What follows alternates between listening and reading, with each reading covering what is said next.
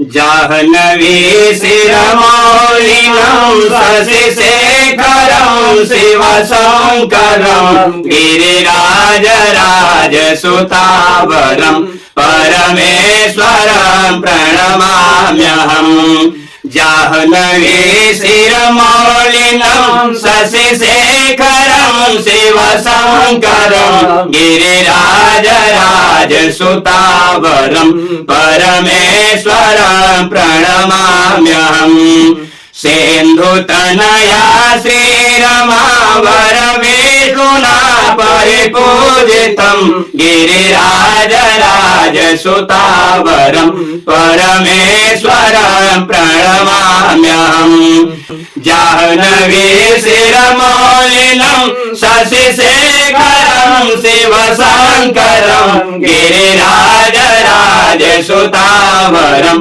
परमेश्वरं प्रणमाम्यहम्।